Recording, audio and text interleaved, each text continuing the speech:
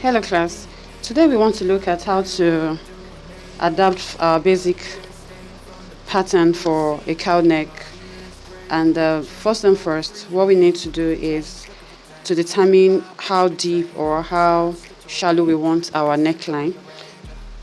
And if you are going to have a smaller shoulder, or you leave it that way. So what I'm going to show you now is I'll be taking mine from somewhere here. You can measure in 2 inches, 3 inches, depends on you.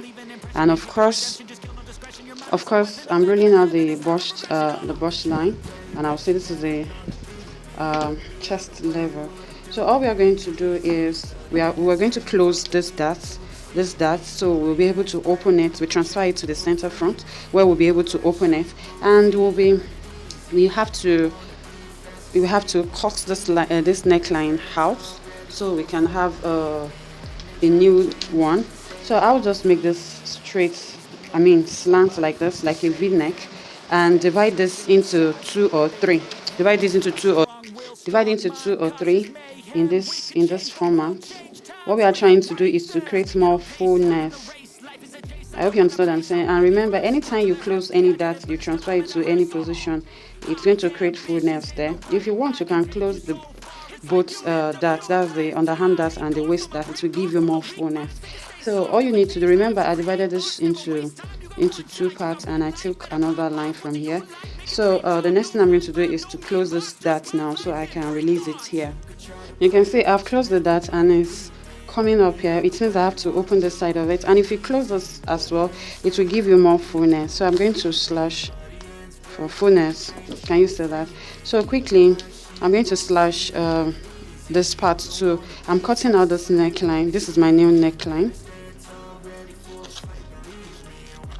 So I have that out already. So I'm going to slash through up to somewhere here. If I want, I can increase the length, but for now this is what I want to show us. Now I have it slashed already, you can see. So I'm going to place it by this side of my paper so I can have more fullness. So all I need to do is to pin it down in this direction. So I'm going to pin it down and show you what to.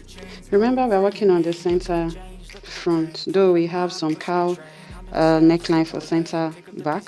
It's the same way, depends how deep you want your cowl or your fullness.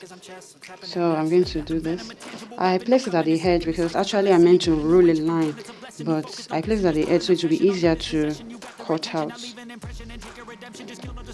So I finished pinning my pattern on my paper now. So now all you need to do is to roll this line straight down from the neck. You can see what I'm doing. You roll it across. This is your shoulder. Don't forget you trace it. Your shoulder, then the armhole still remains same. You trace it out. You trace it out. This dart is out of it. You trace it out. Can see what I'm doing? You trace it out. Now, if you choose to add that to it, that is where you have this. But if you choose not to, you can close it, and it will give you more fullness around here. So now we have the cowl. This is the cowl. This is the center front. This is the center front. Remember, this is your shoulder. You need to blend it. So we need to add our facing to it. I'll show you how to do that now. Now, peradventure, you're using a kind of fabric that is not that doesn't stretch. Fine, you will need that to achieve some shape around the figure. And if you are using stretch fabric, you can close it. So you are going to incorporate your darts. You can see I blended this part. That's the shoulder. I blended it. You're going to incorporate your facing at the upper part here. You can use 3 inches. You 3 inches. Then you do this. You connect. It's very simple. It is very simple. Then I measure right from here 3 inches. You measure out quarter like this, so you'll be able to connect in this form. You can see it's not straight. This is the facing. This is the main body. So you're cutting it together with it. So this is the end of our cowl neck class. Cowl neckline. class. This is the end of it. It's very simple. The same thing is applicable to center back. Depends on how you want it. I hope you enjoy it. Thank you.